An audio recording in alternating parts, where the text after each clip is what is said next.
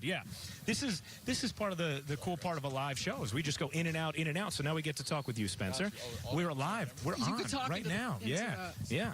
So no, all good, Spencer. Welcome to Media Day. I know she does that to a lot of people. Yeah, okay, she does. Spencer, for you.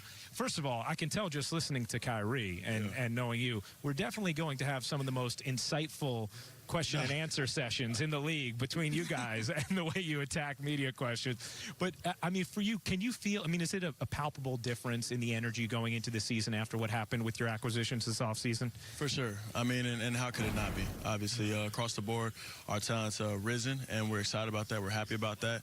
But we understand we have to still come together, gel as a unit, figure out roles, all those things, and hopefully try to be a championship caliber team when it's all said and done sometime over the course of these 4 years. What has the summer been like? We heard about the workouts, the organized workouts in LA, and how everyone has been in the gym, especially the last few weeks.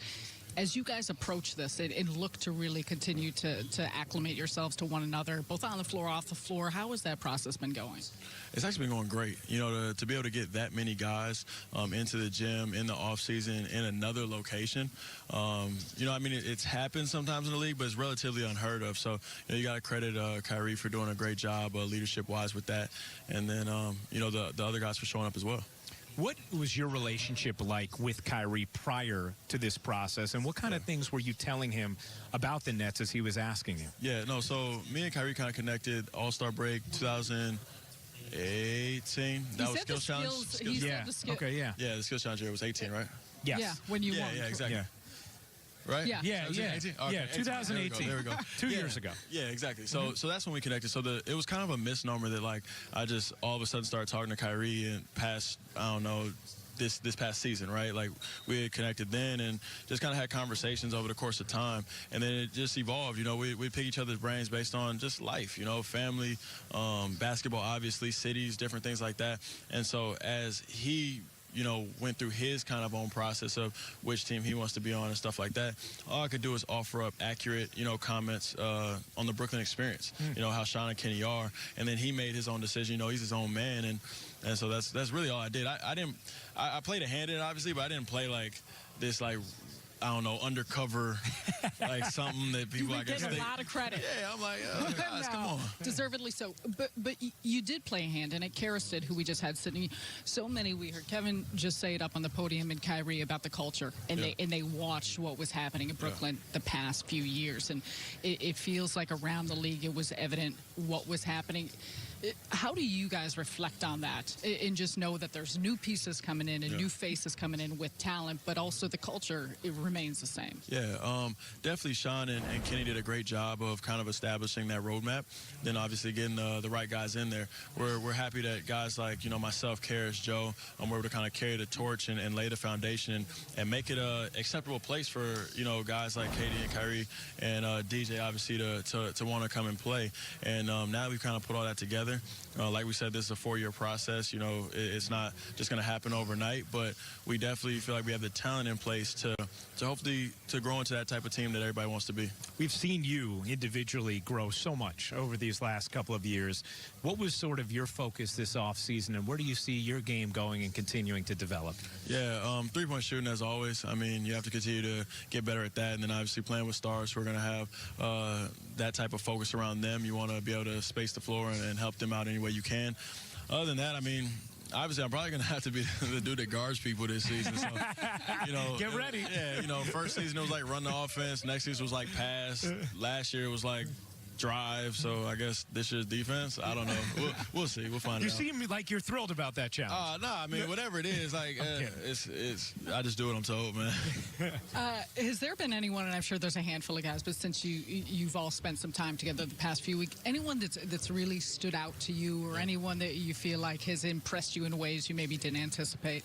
Yeah, I mean, obviously, Karis is always a name that's thrown around because he has a great work ethic. He's super talented. Just signed his contract, all that good stuff. But from the people that aren't really talked about, it would definitely be Taurean Prince. You know, a phenomenal shooter, and I think his shooting has even surprised me. Just from already knowing he was a good shooter, but it was like, oh no, he's a next level shooter. Probably right now, second to Joe. You know, I mean, I can't really include Katie, you know, at this moment, but yeah, probably he's been shooting it great. You know what, Spencer? I think we're all looking forward to this. It's going to be an exciting journey. It's a little bit strange because one of your big pieces, he may be back at some point at the end of the season. He may not. How does that change, or in what ways does it affect your expectations as a team for what you can achieve this season, knowing that what you can achieve is probably different if you have Kevin Durant or you don't? For sure. I mean, it's not rocket science to know that. But the culture that Kenny and Sean built wasn't just about, like, the good guys, but it was about getting 1% better every day, just kind of getting a little bit better at all times. There's an ugly dude with a fro behind me. Yeah, see, hey, point guard, peripheral vision. I got you. No, but just getting 1% better every day, and so whatever team that we put out on the floor, that's always the goal, right? And so we don't know our ceiling until he comes back, but we definitely want to continue to improve regardless, because we have to set the stage and be ready for the return. We can't just wait. You know, it's not like he's missing 2 games. You know, so it's going to be a process, but we're excited for it. For you, and you've been in different places and through so much of this, but as you get set to start training camp tomorrow, what's it like with this feel and with this buzz around the group, but knowing that you finally get a chance to officially get things underway and get to work? Oh, it's extremely exciting. I mean, having put in all this work, even kind of having this intensive session starting all the way in probably like August or so, like when we were back in LA. Now it's really time to kind of stop playing against each other. It's going to be a good moment. You know, it's fun hooping against your teammates, but, like, I can only play against Kyrie so much. Like, at some point in time, it's like, all right, guys, let's play somebody else. What's the balance like playing? I know you guys will all be playing next to each other, but just what he brings to the table, how different is that for you and just playing alongside him? DJ's being weird behind us. It's always the centers. Something wrong with them. It's like they're so big they got to be goofy or something like that.